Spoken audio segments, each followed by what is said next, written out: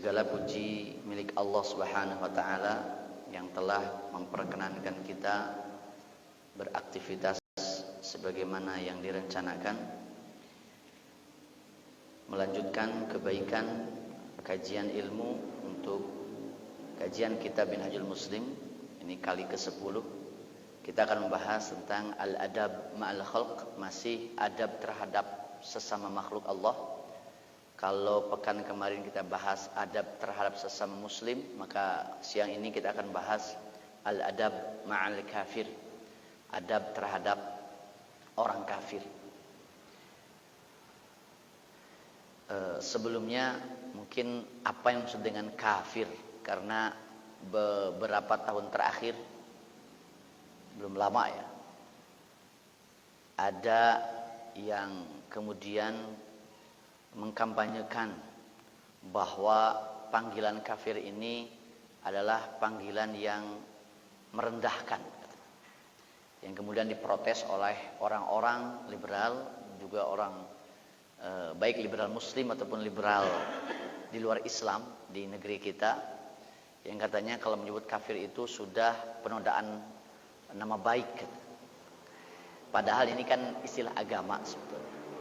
Jadi kafir itu lawan daripada muslim. Jadi istilah kafir itu isim fa'il dari kata kafara. Kafara itu menutup. Di kafir itu yang tertutup.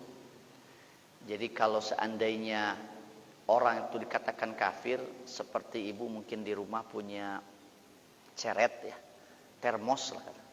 Termos itu ketika kita mau isi, kalau penutupnya dibuka, ya gampang, air itu masuk ke dalam. Nah, tapi kalau kafaro tertutup, ya, ada penutupnya, maka ketika air ditumpahkan ke termos tersebut, ya tidak akan masuk. Kenapa?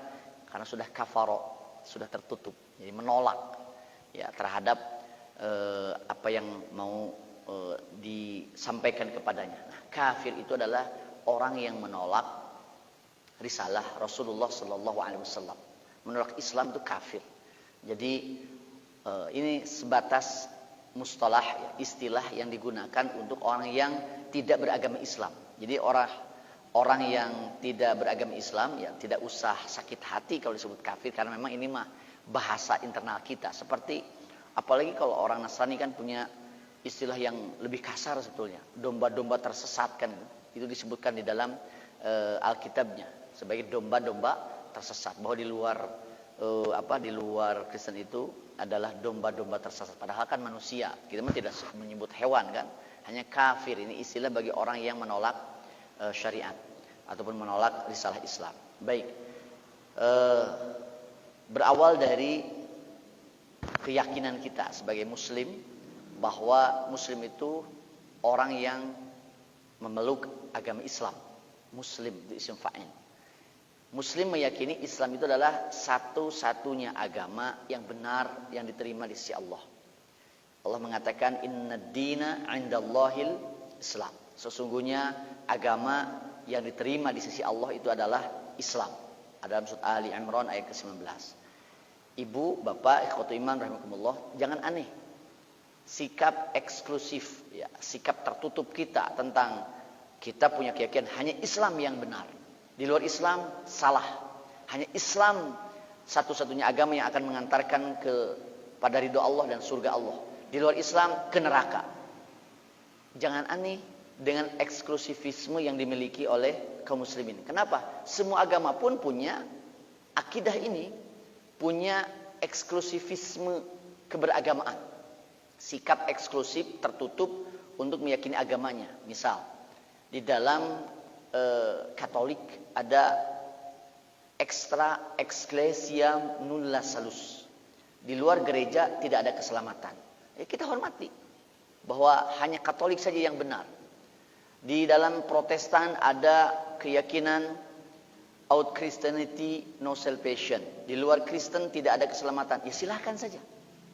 Di dalam Yahudi ada the chosen people, ya, manusia pilihan. Di luar Yahudi itu adalah manusia-manusia hina, manusia-manusia rendah. Ya silahkan. Itu akidah mereka.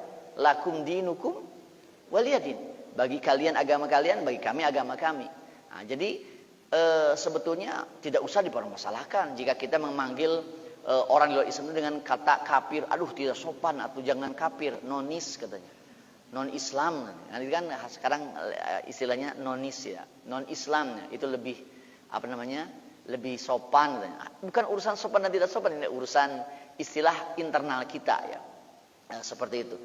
Allah sendiri kan menyuruh Nabi Muhammad, kul, kan kul itu kan ini bentuk perintah kepada Nabi Muhammad. Katakanlah oleh Muhammad, ya ayyuhal kafirun. Ini kan bukan bahasa kita hari ini. Allah memerintahkan kepada Nabi Muhammad untuk mengatakan kepada orang kafir, wahai orang-orang kafir. Ini untuk menyebut orang di luar Islam maksudnya. Wahai orang-orang kafir. Bukan berarti kita mau kemudian merendahkan nama baiknya di sini, karena memang tanpa direndahkan pun mereka sudah rendah sendiri ya di sisi Allah ya, di sisi Allah. Qul ya ayyuhal kafirun, wahai orang-orang kafir, la a'budu ma ta'budun, kami tidak akan menyembah apa yang kalian sembah. Jadi dalam urusan agama, dalam urusan akidah, dalam urusan usul, ya sudah, saya muslim, Anda kafir.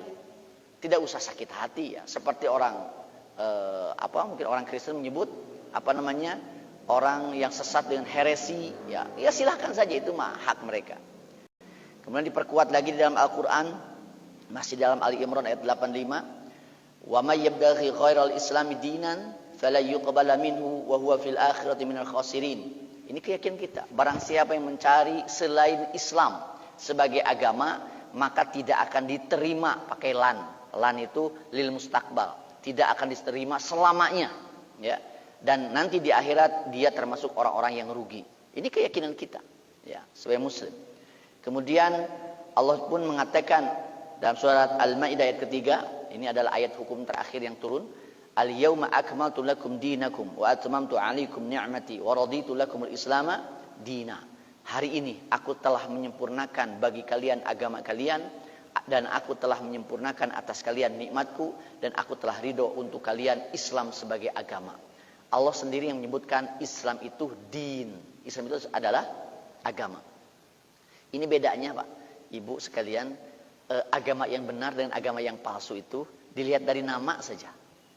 Islam itu bukan nama yang dibuat oleh kaum muslimin, bukan. Ya, Islam itu bukan nama yang dibuat oleh Nabi Muhammad, bukan. Islam itu yang dikatakan oleh Allah sendiri yang menurunkannya, bahwa agama kita namanya Islam. Coba perhatikan agama yang lain. Namanya datang dari mana itu? Yahudi. Yahudi itu datang dari Allah. Apakah Nabi Musa alaihissalam di dalam Taurat dikatakan oleh Allah yang sesungguhnya agama di sisi Allah adalah Taurat? Tidak ada itu. Sesungguhnya agama di sisi Allah adalah Yahudi. Nabi Isa sendiri tidak menyatakan bahwa agamanya adalah Yahudi. Cuman Yahudi itu mengklaim sebagai orang-orang yang mengikuti ajaran Musa dan Taurat. Yahudi itu dari nama orang, dari nama bangsa Yahudi itu. Bukan agama Yahudi awalnya, bangsa Yahudi. Sampai sekarang juga bangsa Yahudi, mereka mengatakan itu. Dari nama sebuah bangsa, dan bangsa Yahudi itu dari nama seorang manusia namanya Yahuda. Ya, anak Nabi Yakub yang paling banyak keturunannya. Yahuda. Nanti pengikutnya jadi Yahudi. Ya, biasanya suka diidofalkan. Jadi Yahudi. Jadi anak keturunan Yahuda. Jadi bangsa. Dari bangsa menjadi agama. Jadi nama agama berasal dari nama orang. Bukan dari Allah, bukan dari atas. Nasrani, dari kata an-nasoro ya, dalam Al-Quran, dalam bahasa Arab an-nasoro. Nasoro itu bukan ada dalam Injil, tidak ada. Apakah Nabi Isa mengatakan agamanya Nasrani? Bukan. Ya, Nasoro itu dari kata Nasiroh dalam bahasa Arab. Nasiroh, kalau dalam bahasa Yunani Nazaret. Ini nama tempat di mana Nabi Isa dan Siti Maryam pernah lama tinggal di sini, di Nazaret. Nah, dari nama tempat menjadi nama agama. Tuh nama tempat di mana? Di dunia. Jadi kalau dari nama saja, Yahudi dan Nasrani itu sebetulnya agama ardi, bukan agama langit. Tapi karena mengklaim mengikuti Taurat dan Nasrani kepada Injil, dan Injil dan Taurat itu sendiri adalah turun dari Allah, dari langit, maka mereka disebut ahlul kitab. Tapi agamanya ada agama ardi, bukan agama samawi. Kata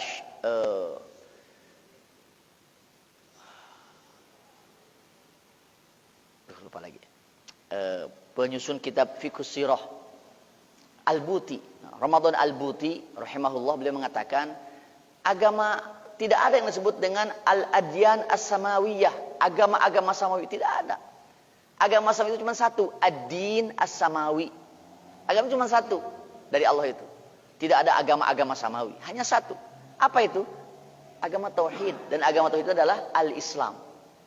Semua nabi dari Nabi Adam sampai Nabi Muhammad agamanya Islam. Tidak ada istilah Yahudi, Nasrani, tidak ada. Ya. Justru Yahudi dan Nasrani itu kalau kita baca dalam Al-Quran adalah orang-orang yang yuharrifunal kalima an mawadi'ihi, yang telah menyimpangkan firman Allah dari tempatnya. Makanya sekian banyak ayat meluruskan akidah Yahudi yang mengatakan Nabi Uzair anak Allah, meluruskan akidah Nasrani yang mengatakan Nabi Isa anak Allah, dan lain sebagainya. Nah, jadi bukan agama samawi. Agama samawi itu cuma satu, ad-din as-samawi. Kalau asy-syara'i' syariat baru, asy-syara'i' as-samawiyah, syariat mah ada syariat samawi. Kenapa? Karena Rasul yang diutus oleh Allah Subhanahu wa taala pasti membawa syariat baru. Nabi Muhammad mengajarkan sholat kepada kita. Sholatnya 5 waktu. Nabi Isa sholat tidak? Sholat. Bagaimana sholatnya? Bukan seperti kita. Ini mah khas kita saja. Nabi Muhammad SAW mengajarkan kepada umatnya sholat itu pakai wudhu dulu. Umat yang lain tidak. Tidak ada syariat wudhu.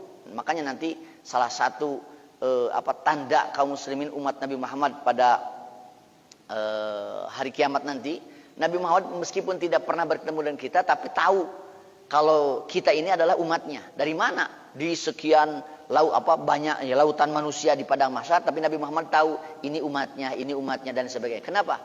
Karena umat Nabi Muhammad itu anggota wudunya bercahaya, dan ini tidak dimiliki oleh yang lain. Nah, ini syariat khas Nabi Muhammad SAW. Jadi syariat samawi ada, tapi kalau agama samawi tidak ada. Yang ada agama samawi hanya satu. Begitu. Di luar Islam itu agama ardi semua. Baik. Nah, sekarang kita berbicara tentang kafir. Kafir di dalam Al-Quran itu ada 2 macam. Ya, ada 2 golongan besar secara umum. Ada yang disebut dengan ahlul kitab, ada yang disebut dengan al-musyrikun. Silakan dicek surat Al-Bayyinah misalkan. Lam yakunil ladzina kafaru min ahlil kitab wal musyrikin. Ya, tidak ada dari orang-orang kafir itu, baik dari ahli kitab atau orang musyrik. Jadi orang kafir ada 2. Ada ahlul kitab, ada musyrikin. Ya. Ahlul kitab itu siapa? Yahudi dan Nasrani. Dan ini yang paling mirip dengan kita. Yang paling mirip dengan Islam. Karena Nasrani adalah yang mengklaim pengikut Nabi Isa. Dan Nabi Isa itu adalah nabi yang paling dekat dengan Nabi Muhammad. Tidak ada nabi antara Nabi Isa dan Nabi Muhammad yang diutus, tidak ada. Jadi dari Nabi Isa ke Nabi Muhammad, jadi sangat dekat sekali. Meskipun jaraknya 600 tahun. Di dalam hadis Bukhari dikatakan bahwa Nabi Isa diutus dengan Nabi Muhammad diutus jaraknya 600 tahun, 6 abad. Ya, sepanjang 6 abad itu tidak ada nabi yang diutus oleh Allah Subhanahu wa taala. Kemudian Yahudi itu yang yang mengklaim pengikut Nabi Musa yang menggunakan Taurah. Ya, Taurah atau Torat, Torah bahasa mereka. Jadi Taurat. Nah, ini ahli kitab. Kenapa? Taurat yang ada hari ini di mereka memang masih banyak yang sama dengan kita. Ibu pernah lihat orang Yahudi, perempuan Yahudi mirip seperti ibu. Berhijab. Ya, Yahudi ortodoks terutama, orang Yahudi yang memegang teguh agamanya. Berhijab, bahkan bercadar. Ya. Makanya dulu pernah saya ditanya oleh ibu-ibu, katanya ini kena musim fenomena cadar, katanya meluas sekali. Padahal ini tasyabuh terhadap orang Yahudi. Kenapa ibu sebut tasyabuh ke Yahudi? Kan Yahudi juga pakai burqa itu dari Yahudi. Masya Allah. Ada istri Nabi Muhammad pakai cadar tidak? Jadi urusan cadar ini urusan furu'iyah, ya, urusan cabang. Yang pasti ilal wajah wal kafain, wajah dan telapak tangan. Itu bukan aurat, itu mutafak dalam Syafi'iyah. Tapi kalau pakai cadar ya silahkan. Ini sebagai bentuk, ada yang mewajibkan, ada yang mensunahkan, ada juga banyak juga yang mengafdoliyahkan. Ya, afdoliyah sebagai sebuah keutamaan. Jadi bukan tasyabuh, karena memang syariat di kita dan Yahudi ada banyak kesamaan. Di antaranya tentang aurat, tentang apa namanya menyembelih. Makanya nanti makanan orang Yahudi itu halal bagi kita. Makanan orang Nasrani halal bagi kita. Maksudnya sembelihannya, kalau urusan sayur mah jelas halal ya. Kalau sayur, padi itu mah jelas. Ini sembelihan halal. Kalau betul-betul mereka melaksanakan syariat Injil dan syariat Taurat. Kenapa? Dah sama syariatnya. Ketika mau menyembelih itu baca bismillah juga. Begitu. Bahkan ketika bersin, nanti kita akan ada lihat apa di depan ya.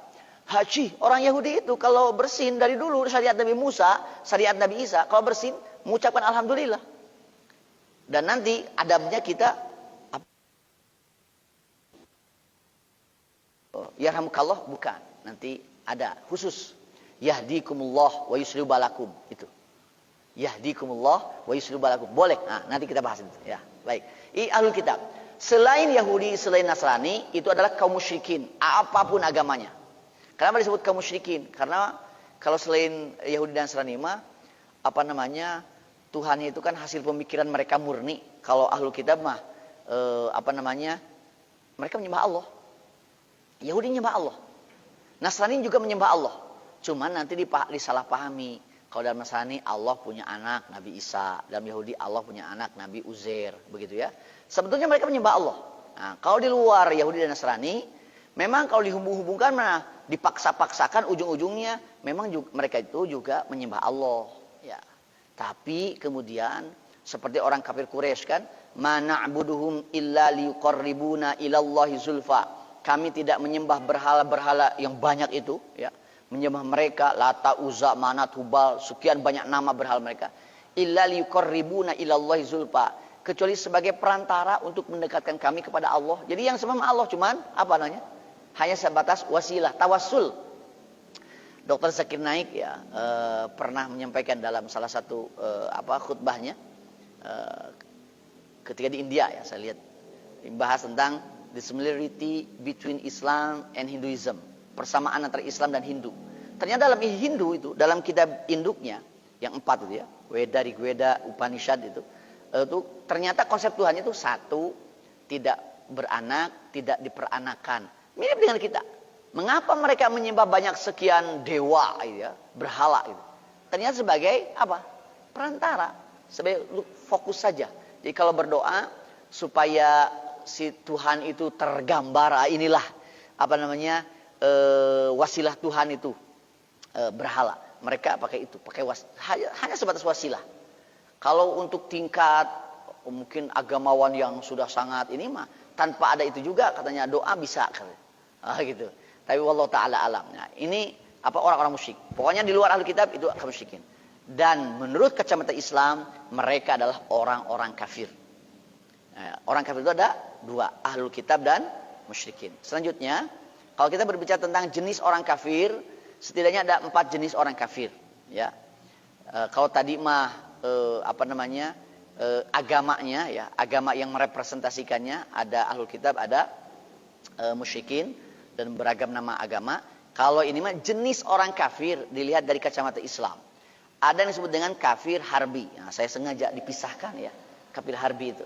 Ada kafir zimmi, ada kafir muahad, ada kafir musta'man. Nah, ringkas saja saya sampaikan.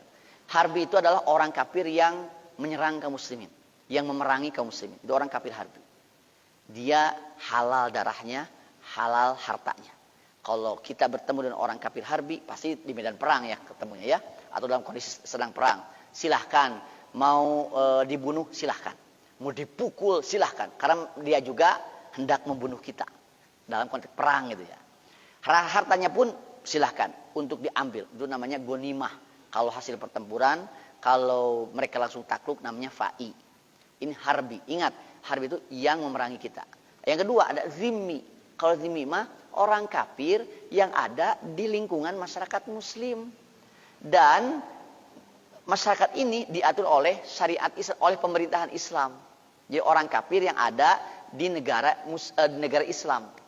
Orang kafir zimmi ini dia taat terhadap pemerintahan Islam. Kalau kaum muslimin yang kaya bayar zakat, wajib bayar zakat. Kalau orang kafir zimmi wajib bayar pajak. Tapi pajak itu juga kembali kepada mereka untuk menjaga keamanannya. Ya seperti kita hari ini bayar pajak lah ya ke negara. Jadi pajak itu untuk kita juga, ya, untuk fasilitas dan lain sebagainya. Jadi orang kafir zimmi ini tidak boleh diganggu. Haram darahnya, haram hartanya, tidak boleh. Dalam hadis At-Tirmidzi, man qatala zimmiyan lam yarih raihatal jannah wala yujad min masirati sab'ina aman. Barang siapa yang membunuh orang kafir zimmi, maka dia tidak akan mencium bau surga, padahal surga itu bisa dicium dari jarak 70 tahun perjalanan, kata Rasulullah. Jadi tidak boleh, kafir zimmi itu harus dijaga, harus baik-baik, karena dia juga baik. Ya, dia juga baik. Baik itu maksudnya dalam muamalah. Yang ketiga, ada kafir mu'ahad. Kafir mu'ahad itu orang kafir yang melakukan perjanjian damai dengan kita. Jadi dia bukan berada di negara yang di bawah pemerintahan Islam, tapi dia orang kafir yang melakukan perjanjian damai dengan kaum muslimin. Mu'ahad. Nah, kalau Kiai Ma'ruf Amin ya, ketua MUI dulu ya, sekarang jadi wakil presiden, dulu ketika jadi ketua MUI sering menyampaikan ini bahwa Indonesia ini darul mu'ahadah. Indonesia ini adalah negeri perjanjian. Bahwa Indonesia ini adalah negeri yang kemudian memberikan kebebasan masyarakatnya untuk memeluk agama yang diresmikan oleh negara. Maksudnya yang diakui oleh negara. Mau Islam silahkan, mau Nasrani, mau Katolik, Protestan, Hindu, Buddha, Konghucu, itu diberikan kebebasan dan dilindungi oleh negara. Nah, maka kita di Penggolan banyak orang Nasrani misalkan, ketika ketemu bunuh saja? Oh, tidak boleh. Ini kafir mu'ahad. Ini bukan kafir zimmi, ini kafir mu'ahad. Kita harus saling menghormati. Sepanjang mereka tidak mengkhianati bangsa ini, perjanjian kita dari awal tentang urusan kebebasan beragama, maka tidak boleh ada gangguan. Bahkan kata Rasulullah SAW, masih dalam riwayat At-Tirmidzi, man qatala mu'ahadan lam yarih ra'ih arba'ina aman. Barang siapa yang membunuh orang kafir mu'ahad, orang kafir yang ada perjanjian dengan kita, harus dijaga ya kontrak perjanjian itu. Barang siapa yang membunuhnya, maka dia tidak akan mencium bau surga, padahal wanginya surga itu bisa dicium dari jarak 40 tahun perjalanan. Begitu. Kemudian yang keempat namanya kafir musta'man atau musta'min ya. Musta'man itu orang kafir yang meminta perlindungan ya, meminta meminta suaka ya. Jadi ada orang kafir katakanlah, kemudian sedang perang di negerinya atau di kampungnya. Dia itu keluar dari kampungnya atau keluar dari negerinya, kemudian meminta perlindungan ke sini, mau masuk ke sini, minta perlindungan supaya tidak dikejar oleh musuhnya. Maka ketika di sini ada perjanjian yang harus dipenuhi oleh kedua belah pihak. Kalau dia menyanggupi, ya sudah, sok silakan. Kamu tinggal di sini, kamu aman. Kalau ada yang mencari, kami akan tolak mereka. Nah, itu namanya kafir musta'man. Sama, orang kafir musta'man juga haram darahnya, haram hartanya. Jadi yang halal darah dan halal hartanya itu cuma kafir harbi saja. Jadi nanti adab kepada orang kafir zimmi, harus dijaga, harus baik-baik ya. Kepada kafir mu'ahad termasuk juga musta'min. Baik. Sekarang kita masuk kepada adab terhadap orang kafir. Ya, adab kita. Ya, adab itu bernilai kebaikan yang ditentukan oleh Allah Subhanahu wa taala. Perintahnya seperti apa? Tidak mesti kita ketemu ada orang kafir pukul saja, bunuh saja. Ada orang kafir gak apa-apa, tipu orang kafir iya. Saya sering dengar ya. Ini katanya sistem Yahudi ini riba ya. Bank-bank ribawi itu harus dihancurkan. Bagaimana menghancurkannya? Beli motornya. Sekali mayar nama, kayak itu boleh dibayar. Kita hancurkan sistem Yahudi. Tidak bisa ya. Muamalah itu tetap harus adil. Mau dengan orang kafir, tidak boleh ada tipu daya, tidak boleh ada zalim, tidak ada riba. Yahudi itu memang dia licik. Yahudi itu sesama mereka, riba itu haram. Tapi kalau keluar Yahudi, itu diperkenankan. Kalau dalam Islam, riba itu haram bagi sama muslim. Ketika orang kafir pun minjam kepada kita, tetap saja tidak boleh pakai riba. Ini Islam. Adil sekali Islam. Ya. Bagaimana adab terhadap orang kafir? Pertama, tidak mengakui dan tidak meridhoi kekufurannya. Tidak boleh mengatakan, Yahudi juga tidak bagus atuh ajarannya, percaya kepada Allah, percaya kepada hari akhir, mengejarkan kebaikan. Kalau bertetangga mereka juga suruh kita bertetangga dengan baik. Bagus. Kalau menurut saya sama Yahudi juga agama yang bagus, yang benar. Muncul istilah apa? Pluralisme agama. Ini kan dikampanyekan oleh kalangan liberal. Kalangan liberal itu bukan orang ecek-ecek, bukan orang awam. Ini minal qurra, ini kalangan intelektual, kalangan dosen-dosen, ya guru besar, mahasiswa-mahasiswa yang kemudian pemikirannya menyimpang karena belajar dari orang orientalis, akhirnya menyatakan semua agama benar. Semua agama sama-sama akan masuk surga, bukan semua agama sama ya, semua agama sama. Mereka katakan, terus dalam Al-Quran juga ada Al-Baqarah 62. Innalladzina amanu walladzina hadu wan nasara was-sabiin man amana billah wal yaumil akhir wa amila sholihan fala khaufun alaihim wa lahum yahzanun. Sesungguhnya orang-orang yang beriman, orang-orang Yahudi, orang-orang Nasrani, orang-orang sabiin, ya penyembah cahaya. Barang siapa yang beriman kepada Allah, beriman kepada hari akhir dan beramal soleh, maka tidak ada ketakutan dan mereka tidak akan bersedih, artinya akan selamat dan bahagia. Tuh gening, mau mukmin, mau Yahudi, mau Nasrani, mau Sabiin atau musyrikin, kalau memenuhi 3 syarat, percaya adanya Tuhan, man amana billah, percaya adanya akhirat, wal yaumil akhir, dan wa amila sholihan, berbuat baik, itu muslim katanya. Jadi muslim itu ada muslim mukmin, ada muslim Yahudi, ada muslim Nasrani, ada muslim Hindu, ada muslim Buddha, semuanya muslim. Muslim itu apa? Orang yang berserah diri kepada Tuhannya. Dikacaukan pemikiran gitu. Logis memang, sepintas mah. Tapi kalau seandainya semua agama itu benar, buat apa Allah mengutus para rasul gitu? Sampai Rasul Salam diusir, Rasul Salam dihina, Rasul Salam ada nabi yang dibunuh, Nabi Muhammad sendiri berusaha untuk dibunuh, diboikot. Buat apa Allah mengutus para rasul? Untuk meluruskan dan mengatakan bahwa di luar Islam itu dol mudil, agama sesat dan menyesatkan, yang harus diluruskan. Laqad kafarol ladina qalu innallaha salisu salatah. Jelas sekali Al-Quran mengatakan, sungguh telah kafir orang yang mengatakan bahwa Allah itu satu di antara yang 3. Ada yang mengatakan kan Tuhan itu 3, Trinitas, 3 dalam 1. Tuhan Bapa, Tuhan Anak, Ruhul Kudus. Dari mana itu ajaran? Nabi Isa tidak mengajarkan itu, ya, begitu. Nah, di sini ikhwatikumullah, kita harus punya keyakinan, ya, sebagai muslim. Saya muslim, di luar orang yang menganut Islam itu kafir. Ya, itu kafir. Syekh Shalih Fauzan bin Fauzan mengatakan, tidak mengkafirkan orang kafir, kafir. Sekali lagi, tidak mengkafirkan orang kafir, itu sebuah kekafiran. Kenapa? Karena kita membenarkan kemusyrikan. Kita membenarkan kekufuran. Buat apa mengatakan saya menyembah Allah yang satu, kemudian saya membenarkan juga konsep Tuhan Trinitas, yang Tuhannya 3. Atau Tuhan yang politeis, ya, politeism, yang Tuhannya banyak seperti dalam Hindu, Buddha dan sebagainya. Buat apa kita punya akidah tauhid gitu? Jadi ini kontraproduktif. Nah, maka tidak mengkafirkan orang kafir itu sebuah kekufuran. Jadi Yahudi kafir, ya sudah.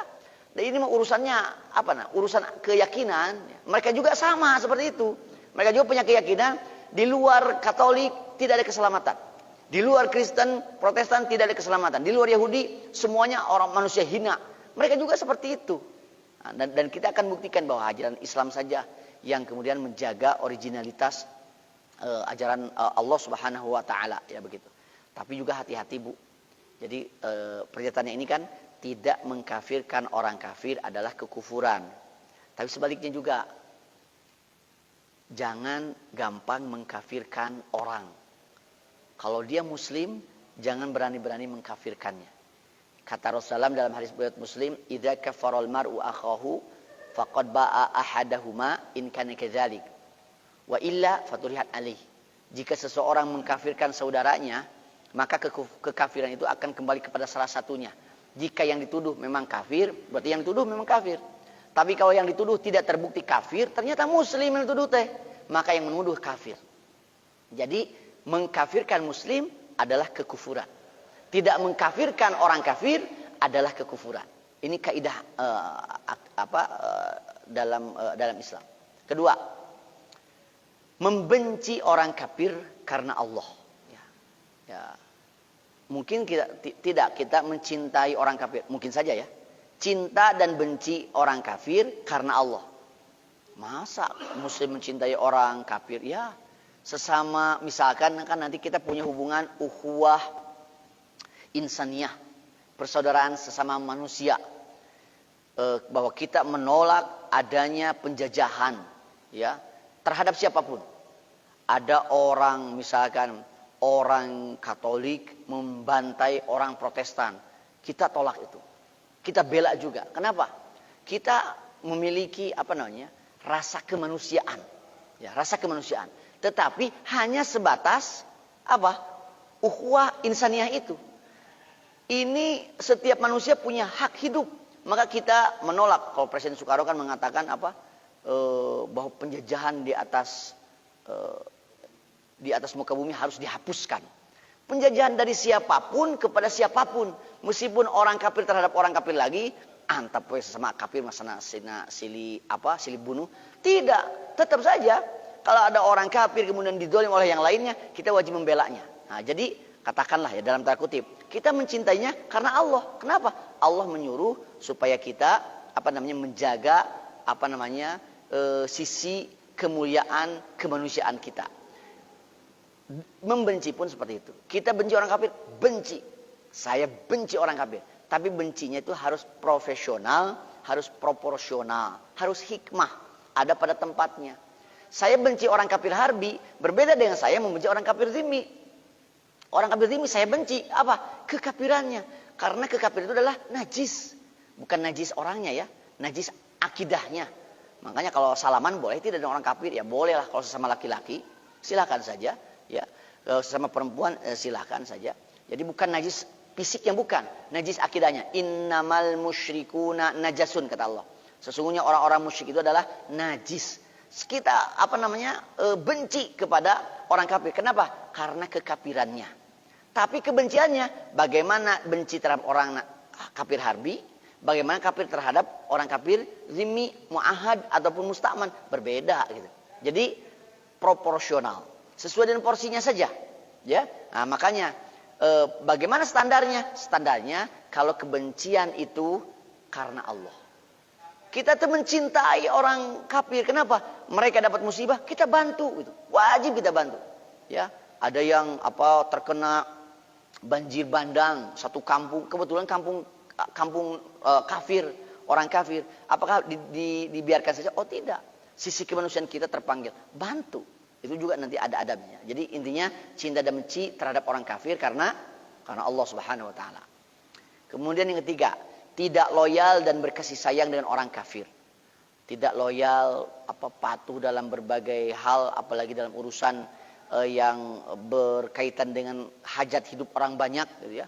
Hati-hati, urusan pemimpin. Kalau seandainya kita berada di negeri muslim atau negeri yang banyak kaum musliminnya, ada orang kafir mencalonkan jadi pemimpin, ada muslim mencalonkan menjadi pemimpin, maka wajib bagi kita memilih muslim, bukan memilih orang kafir. Muncul pernyataan begini, lebih baik orang kafir tapi adil daripada muslim tapi zolim, katanya. Lebih baik memilih calon pemimpin kafir tapi adil daripada memilih calon pemimpin muslim tapi zolim. Bagaimana mungkin orang kafir itu bisa adil? Adil itu kan luas sekali. Dia jadi orang kafir itu, dia sudah melakukan kezaliman yang sangat besar. Wa idh qala Luqmanu libnihi wa huwa ya'iduhu ya bunayya la tusyrik billah inna syirka la zulmun azim. Ketika Luqman menasihati anaknya, wahai anakku, janganlah engkau berbuat syirik kepada Allah. Sesungguhnya syirik itu bentuk kezoliman yang sangat besar. Orang kafir syirik tidak? Pasti syirik. Jadi dia menjadi orang kafir saja, dia sudah tidak adil terhadap dirinya. Sudah tidak adil terhadap Allah Subhanahu wa ta'ala. Kalau urusan muamalah itu mah salah satu aspek saja.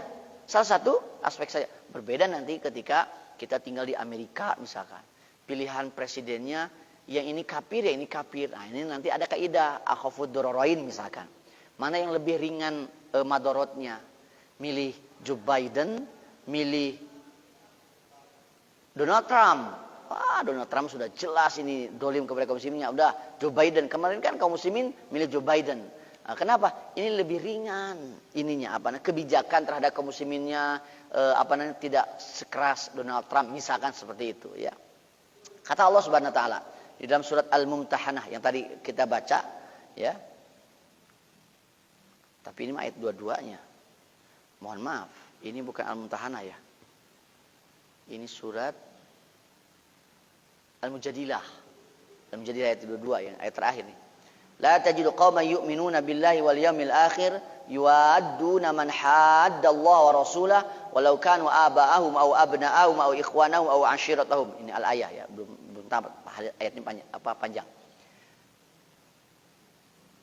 Tidak akan kau dapatkan suatu kaum jika mereka beriman kepada Allah, beriman kepada hari akhir, kemudian mereka berkasih sayang dekat sekali dengan orang yang melanggar Allah dan Rasulnya.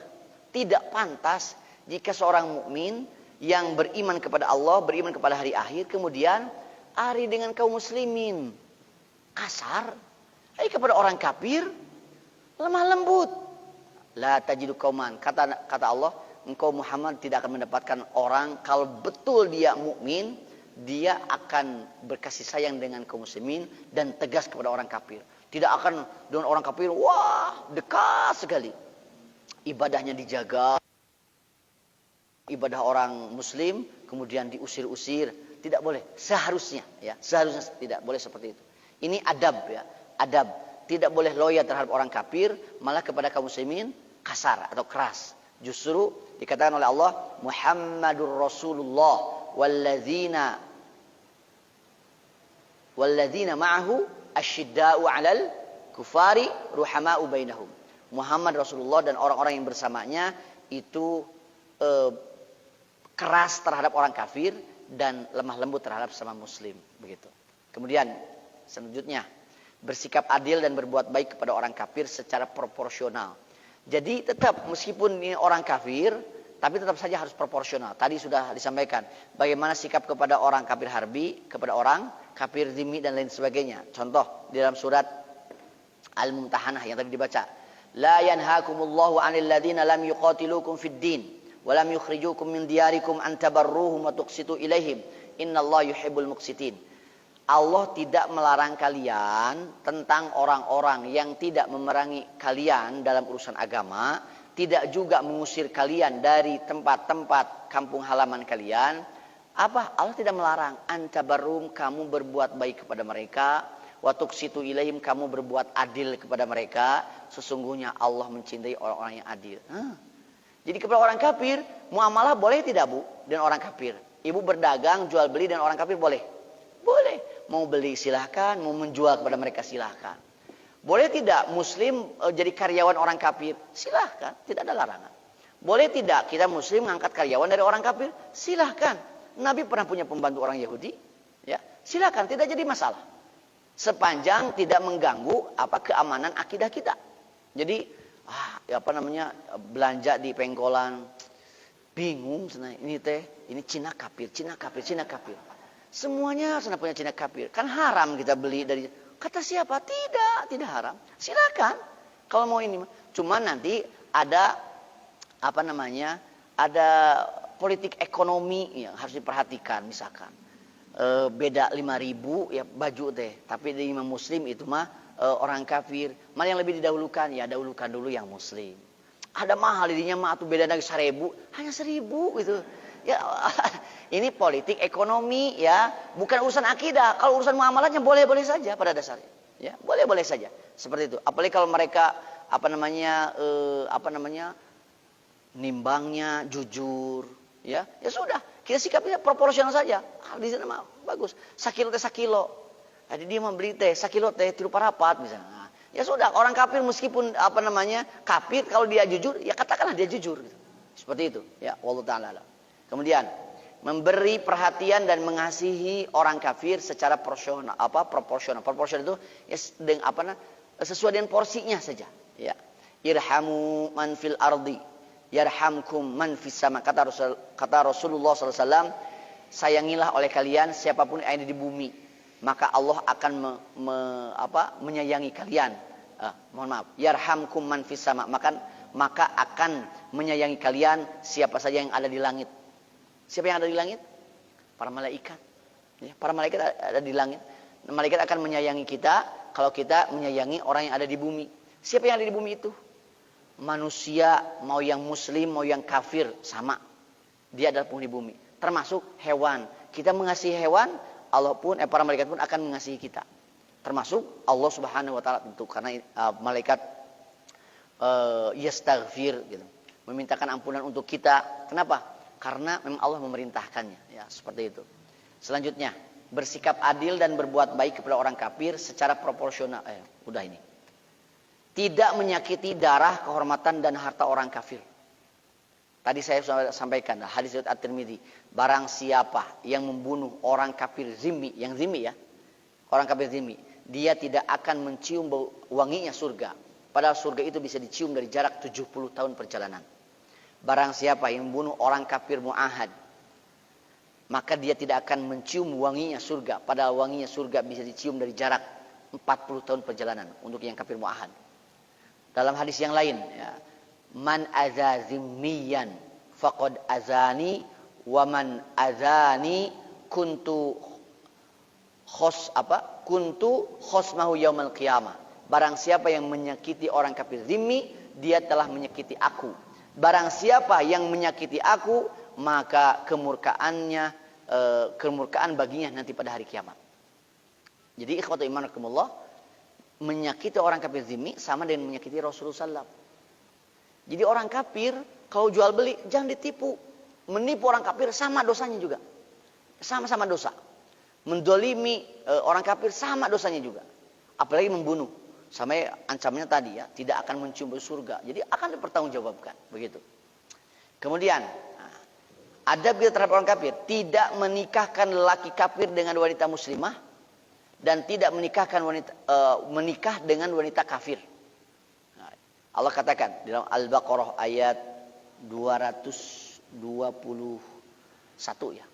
A'udzubillahi minasyaitonir rajim. Wala tankihul musyrikati hatta yu'min.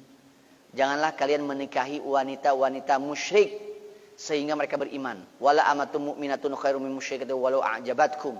Hamba sahaya yang mukminah itu lebih baik daripada wanita musyrik, meskipun wanita musyrik itu membuat kamu kagum. Parasnya cantik, hartanya banyak, mungkin punya kedudukan. Kalau dia musyrik, tetap budak muslimah itu lebih baik. Nah, urusan akidah ini harus didahulukan. Tetapi kemudian nanti ada perbedaan pendapat ibu bapak sekalian. Apa itu? Kan orang kafir ada dua ya. Ada ahlul kitab, ada musyrik. Kalau yang musyrik muttafaq, semua sepakat, tidak boleh. Tidak boleh pemuda muslim nikah dengan wanita Hindu, Buddha dan sebagainya, tidak boleh. Haram. Kecuali kalau dengan wanita ahlul kitab. Wanita ahlul kitab, Yahudi Nasrani itu boleh. Jadi al-muhsanat min ahlul kitab. Wanita-wanita yang baik dari ahlul kitab itu hilul lakum. Halal bagi kalian. Boleh. Kenapa boleh? Ini kata Allah dan Rasulnya. Cuman masalahnya, siapa wanita ahlul kitab ini? Wanita ahlul kitab yang sebenarnya adalah wanita Yahudi atau Nasrani yang taat kepada aturan Taurat dan Injilnya. Masalahnya Injil itu, Bible, jangan bilang Injil lah ya. Kalau Injil mah dari Allah. Bible, mereka juga mengatakan Bible. Perkembangan waktu, mereka itu senantiasa terjadi perubahan-perubahan juga gitu. Ya. Coba, Nabi Isa, dari kapan disembah? 3 abad setelah Nabi Isa wafat. Nabi Isa diangkat jadi Tuhan itu. Itu juga hasil konsili Cia, hasil voting gitu. Jadi diambil suara terbanyak karena terjadi perdebatan. Sampai sekarang ada aliran Kristen yang tidak meyakini Nabi Isa sebagai Tuhan. Kristen Mormon misalkan, di Amerika masih ada. Itu tidak meyakini Nabi Isa sebagai Tuhan. Nabi Isa ya utusan Tuhan, meskipun mengkultuskan Nabi Isa juga ya, seperti itu. Jadi orang Bible hari ini juga banyak dirubah terus gitu. Misalkan dalam Nasrani itu aurat ditutup, tapi kita melihat yang menutup aurat itu cuma biarawati saja. Ya kan? Itu juga ya kitulah sakitu-kituna gitu ya. Apa menutupnya itu, ya. Yang lainnya tidak. Ajaran untuk Allah sudah tidak ada. Bahwa yang namanya Nabi Isa itu dikhitan, Nasrani malah menghapus syariat khitan. Kalau di Yahudi masih ada khitan. Nasrani itu menghapus syariat khitan. Bahwa dalam Injil itu dikatakan babi itu haram. Tapi dalam Bible hari ini justru jadi makanan favorit mereka. Padahal di dalam Injil itu babi haram. Nah, menarik, Pak Adian Hussein itu beliau juga mengkaji kristologi ya. Hasil penelitian beliau dulu tahun 70-an ke belakang, Bible yang terjemah Indonesia, yang berbahasa Indonesia, babi itu masih haram. Tapi terbitan tahun 70-an ke sini, yang haram itu babi hutan. Dalam Bible itu. Beda tidak babi dan babi hutan? Beda. Babi sareng bagong kan bentennya. Ya. Jadi yang diharamkan itu babi hutan. Mereka tidak makan babi hutan dalam Injil ya. Meskipun hari ini babi hutan pun diburu oleh mereka dan dimakan juga gitu. Jadi sudah banyak sekali pelanggarannya. Sedangkan dalam kaidah akidah itu menghalalkan apa yang diharamkan oleh Allah. Allah itu murtad itu. Jadi jangankan orang Nasrani, Muslim saja. Ada Muslim, ngaku Muslim, KTP-nya Muslim. Tapi menghalalkan apa yang diharamkan oleh Allah, murtad. Tidak boleh dinikahi. Kalau dia mau bertobat, harus syahadat lagi. Karena kaidahnya itu kalau menghalalkan apa yang diharamkan oleh Allah, ini keyakinannya. Katakanlah begini, gak usah sholat, kata siapa sholat? Sholat mah cuman ini saja, wasilah saja. Yang penting ingat kepada Allah, gak usah sholat 5 waktu. Menghalalkan untuk tidak sholat 5 waktu, kafir. Itu murtad. Kalau dia mau bertobat harus syahadat lagi. Itu kaidah dalam ini. Apalagi orang Nasrani. Jadi, ada istri muslimah juga masih banyak ya. Sudah, yang muslimah saja. Karena apa? Karena orang ahlul kitab hari ini sudah melanggar ke ahlul kitabannya. Gitu. Kepada apa? Taurat dan Injilnya. Begitu. Kalau yang ini sepakat. Wala tunkihu al-musyrikina hatta yu'minu. Jangan kalian menikahkan perempuan-perempuan muslimah dengan lelaki-lelaki musyrik sehingga mereka beriman. Kalau masuk Islam silahkan. Wala 'abdun mu'minun khairum min musyrikin walau a'jabakum. Dan hamba sahaya budak yang mukmin itu lebih baik daripada lelaki musyrik meskipun dia ganteng, dia kaya, dia punya jabatan dan lain sebagainya. Ini mah mutafak. Lelaki siapapun termasuk ahlul kitab haram hukumnya. Tidak boleh. Kalau dipaksakan, kan sekarang ada orang liberal itu sudah bertahun-tahun yang lalu ya. Mereka mengkampanyekan bahkan sudah melaksanakan apa? Nikah beda agama. Hukumnya zina. Itu tidak sah menurut Islam. Dan isi Allah itu adalah zina. Dan zina itu dosa yang sangat besar. Al-kabair. Ya. Tidak boleh. Kemudian adab salam kepada orang kafir. Boleh tidak salam kepada orang kafir? Tidak boleh. Bagaimana kalau orang kafir yang salam kepada kita? Kan hari ini di Indonesia ya. Assalamualaikum Pak Haji. Padahal dia orang kafir. Assalamualaikum Pak Haji. Ada adabnya. Di dalam hadis riwayat Bukhari dan Muslim kata Rasulullah SAW, "Idza sallama 'alaikum ahlul kitab, faqulu wa 'alaikum." Apabila orang Yahudi, orang Nasrani mengatakan salam kepada kalian, "Assalamualaikum." Maka jawaban kita apa? Wa 'alaikum. Tanpa salam. Tapi wa 'alaikum. Cekap. Apakah atau Pak Haji ditamatkan weh? Oh tidak bisa. Waalaikum. Waalaikum dan atas kalian. Dan atas kalian. Kalau ada ini Pak, Ibu, kalau lihat ada diskusi lintas agama ya, seperti Arimatea dulu ada lembaga Arimatea, diskusi antar lintas agama. Kalau MC-nya, Master of Ceremony-nya yang dari Muslim, beliau menyampaikan salam kepada semuanya. Assalamu ala manittaba'al huda. Keselamatan bagi orang yang mengikuti petunjuknya, itu aman itu. Jangan assalamualaikum ya, assalamualaikum kepada orang kafir, ini tidak boleh, tidak diperkenankan. Kalau mereka mengatakan salam kepada kita, kita jawab waalaikum. Jadi bukan tidak sopan, memang adabnya seperti itu. Yang sopan itu seperti ini gitu. Waalaikum. Insya Allah mereka juga tidak akan paham ya. Tidak akan apa-apa gitu. Nah ini yang barusan riwayat Muslim. La tabda'ul yahuda walan nasara bis salam. Jangan kalian memulai salam kepada orang Yahudi dan kepada orang Nasrani. Fa idza laqitum ahadahum fi tariqin faddarru ila adyaki. Kalau kalian bertemu dengan salah satu di antara mereka Jangan kita yang mangga. Bukan gitu. Kata Allah Subhanahu wa taala, "Wala tahinu wala tahzanu wa antumul a'launa in kuntum mu'minin." Jangan merasa hina, jangan merasa sedih. Kamu ini umat yang paling tinggi derajatnya jika kamu beriman. Jangan merendah. Jadi tetap saja angkat dada. Bukan sombong, bukan.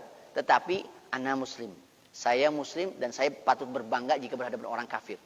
Jadi jangan rendah diri di depan orang kafir. Bahkan kalau ketemu di jalan, di gang, kita yang mepet-mepet, mangga. Bukan begitu. Tetapi biasa sajalah. Tegakkan bahwa kita muslim yang punya karisma dan kita lebih baik daripada mereka secara akidah. Jadi perlihatkan. Ini perintah dari Rasulullah SAW. Ya, jangan merendah di depan mereka. Kalau rendah hati boleh, ya. Rendah hati boleh. Bahasa kita sopan, bahasa kita halus. Silakan, itu diperkenankan. Tapi kalau seandainya merendahkan diri, ini tidak boleh. Sampai karena ini pejabat muslim orang kafir, sampai depong-depong tidak boleh. Ya, tidak boleh. Nah, ini kesimpulannya, Pak. Ayat 10, ayat 11 sebetulnya ya. Ini yang tadi, tidak mengakui dan tidak meridai kekufurannya. Yang kedua, membenci kafir dan Allah Ta'ala lahu. Ketiga, ada muwalatihi wa mawaddatihi, tidak loyal dan tidak berkasih sayang dengan orang kafir. Bersikap adil dan berbuat baik kepada orang kafir secara proporsional. Memberi perhatian dan mengasihinya secara proporsional. Tidak menyakiti darah, kehormatan dan hartanya secara proporsional. Boleh memberi dan menerima hadiah. Di sini ini yang belum dibahas ya tadi. Jawazul ihda ilaihi wa qablu hadiyatihi wa aku ta'amihi in kana kitabiyan. Boleh memberikan hadiah. Memberikan hadiah. Kita punya masak sayur ibu ya. Ngirim ke tetangga yang orang kafir, silahkan. Ya, tidak apa-apa.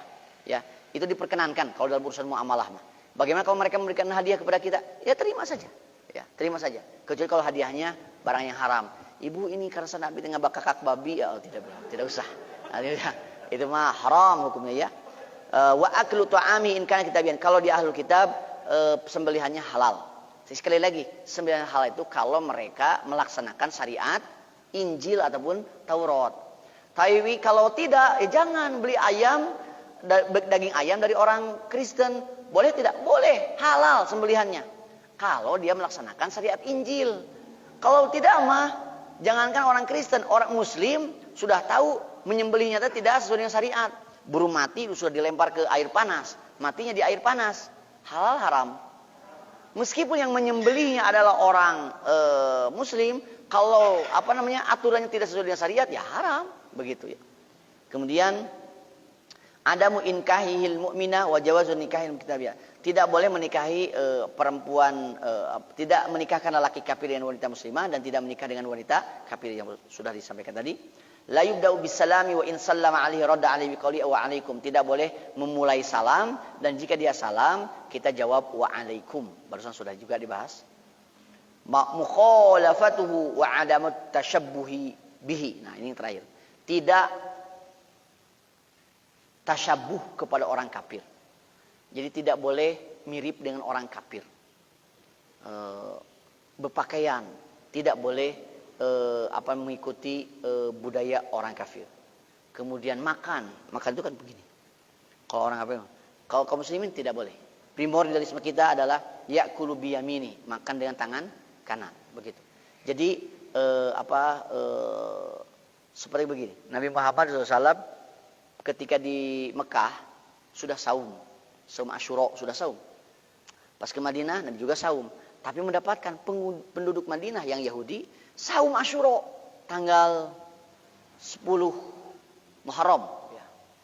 Waktu itu para sahabat bertanya, ya Rasulullah, ini hari suka juga diagungkan oleh orang Yahudi. Dan mereka juga saum. Kenapa Rasul menyuruh kami saum seperti orang Yahudi? Kata Nabi Muhammad ketika bertanya kepada orang, kenapa kalian saum? Kata orang Yahudi, ini adalah hari ketika Musa diselamatkan oleh Allah dari kejaran Fir'aun. Musa saum pada hari itu, kami pun ikut berbahagia, kami pun bersyukur seperti Nabi Musa karena mereka mengakui Nabi Musa. Kata Nabi Muhammad, nahnu ahaqqu bihim. Kita lebih berhak mengakui Nabi Musa daripada orang Yahudi. Nabi Muhammad sudah saum, jadi memberitakan kepada para sahabat saum. Kita lebih berhak mengaku Nabi Musa. Mereka mengaku Nabi Musa tapi melanggar ajaran Nabi Musa. Kita sama satu akidah dengan Nabi Musa. Tetapi kemudian kata Nabi Muhammad, jika tahun depan masih ada umur,